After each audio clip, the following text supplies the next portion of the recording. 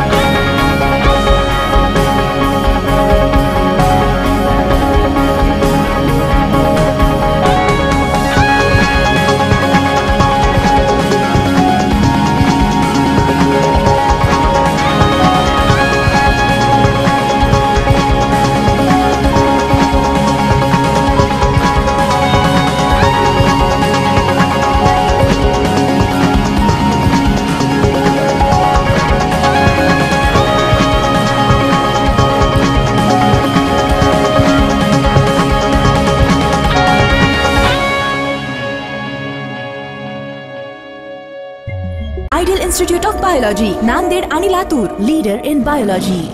Phoenix multi speciality hospital and critical care centre, Shivajinagar, Nanded.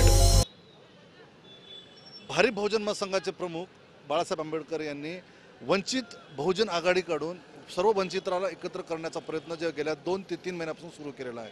या अंतर्गत भारतामध्ये अनेक ठिकाणी त्यांच्या वेगवेगळ्या प्रकारच्या वेगवेगळ्या समाजाच्या अधिवेशन सभा अशा होत आहेत. आणि याचाच एक भाग म्हणून आता नांदेड जिल्ह्यामध्ये, नांदेड शहरामध्ये, नांदेड जिल्ह्यासाठी एक सभा होणार आहे 17 जानेवारीला. 17 जानेवारीची तयारी काय झालेली आपण विचारूया भारिप बहुजन महासंघाचे महासचिव श्याम कांबळे यांना.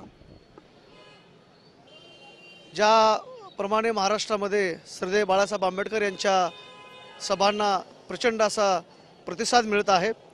पंढरपूर या ठिकाणापासून सुरू झालेल्या बाळासाहेबांच्या सभा मग औरंगाबाद असेल, नागपूर असेल आणि सांगलीनंतर आता नांदेडला खूप मोठी सभा श्रद्धेय बाळासाहेब आंबेडकर यांची होणार आहे.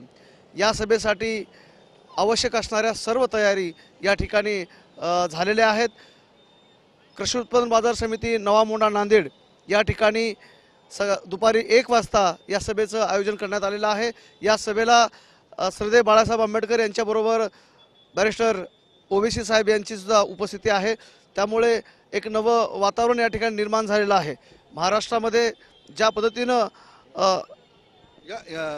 एकंदरीत या सभेला किती जनसमुदाय येईल असं वाटतं तुम्हाला? औरंगाबादच्या सभेला जो 7-8 लाख लोकांचा जनसमुदाय होता त्याच्या आसपास जनसमुदाय नांदेडला अपेक्षित आहे आणि तशी आमच्या कार्यकर्त्यांची आम्हाला माहिती आहे. काय तयारी झालेली नेमकी? या अनुषंगाने स्वयंसेवकाची एक फळी आमच्याकडे तयार आहे.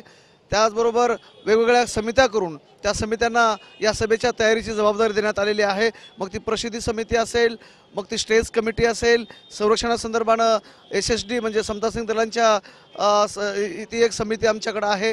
त्याचबरोबर महिला आणि या सर्व बाबीवर एक चांगलं नियोजन आणि एक समित्या निर्माण करून अशा प्रकारची या मोठी तयारी या ठिकाणी करण्यात आलेली आहे. या कार्यक्रमासाठी नांदेड शहरातल्या किंवा नांदेड जिल्ह्यातल्या किती संघटना या कार्यक्रमासाठी उपस्थित राहतील? नांदेडमध्येच नव्हे तर महाराष्ट्रामध्ये ज्या ओबीसीच्या छोट्या मोठ्या संघटना आहेत त्या संघटना नांदेडमध्येही आपल्याकडे कार्यरत आहेत आणि त्या संघटना देखील आपल्याकडं याच्यामध्ये सामील होणार आहेत.